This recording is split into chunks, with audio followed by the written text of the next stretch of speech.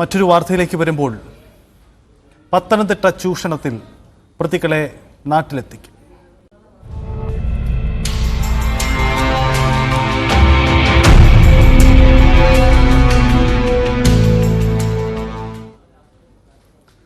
പത്തനംതിട്ടയിൽ ദളിത് പെൺകുട്ടിയെ പീഡിപ്പിച്ച കേസിൽ കൂടുതൽ അറസ്റ്റ്. കഴിഞ്ഞ ദിവസം കസ്റ്റഡിയിലുണ്ടായിരുന്ന 4 പേരുടെയും മറ്റൊരു പ്രതിയുടെയും അറസ്റ്റുകൾ ഇന്ന് റെക്കോർഡ് ചെയ്തു. ഇതോടെ അറസ്റ്റിലായവരുടെ എണ്ണം 39.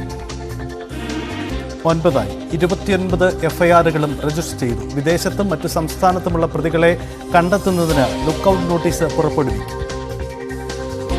വി വിനോദ് ചേരുന്നുണ്ട്. വിനോദ്, സംസ്ഥാനത്ത് സമീപകാലത്തെങ്ങും കേൾക്കാത്ത തരത്തിലുള്ള ഒരു വലിയ പീഡന കഥയാണ് പുറത്തു വരുന്നത്. ഇത് സംബന്ധിച്ച് പോലീസിന്റെ അന്വേഷണങ്ങൾ നടക്കുന്നു.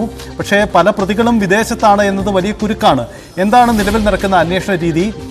പ്രത്യേക അന്വേഷണ സംഘത്തിന് പുറമെ DIG നേരിട്ട് ഈ മേൽനോട്ടം വഹിക്കുന്ന അന്വേഷണമാണല്ലോ ഇപ്പം നടക്കുന്നത്. വിനോദ്,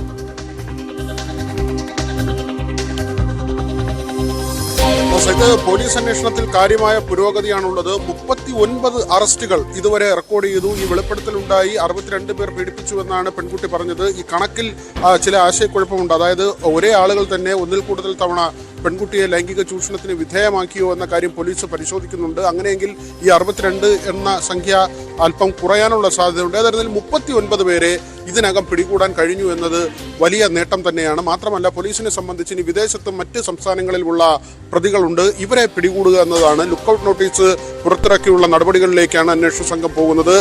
റേഞ്ച് DIGയെ ഈ കേസിന്റെ മേൽനോട്ട ചുമതല ഏൽപ്പിച്ചതോടുകൂടി കേസ് അന്വേഷണത്തിനും കാര്യമായ മാറ്റമുണ്ടായി. 25 അംഗ സംഘമാണ് ഈ അന്വേഷണത്തിന്റെ ടീമിലുള്ളത്.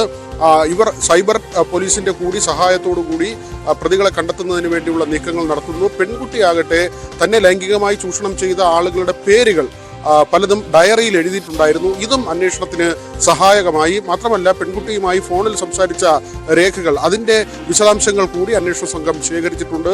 അതുകൊണ്ട് തന്നെ വളരെ പെട്ടെന്ന് പ്രതികളിലേക്ക് എത്താൻ കഴിയുന്നുണ്ട്.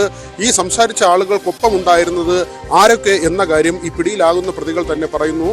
ആ നിലയ്ക്കുള്ള അറസ്റ്റുകൾ കൂടി ഉണ്ടാകുന്നു. 29 കേസുകൾ ആകെ ഇതുവരെ രജിസ്റ്റർ ചെയ്തിട്ടുണ്ട്.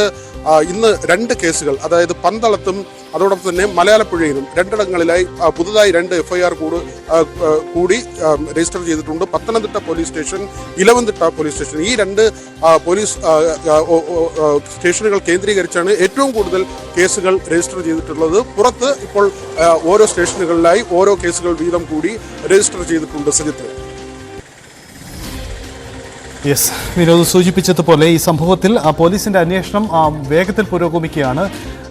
അന്വേഷണ സംഘം കൃത്യമായ നീക്കങ്ങളും വേഗത്തിലുള്ള അറസ്റ്റുകളും ശാസ്ത്രീയ തെളിവുകൾ ശേഖരിക്കാനുമുള്ള നീക്കങ്ങൾ ആരംഭിച്ചു കഴിഞ്ഞു.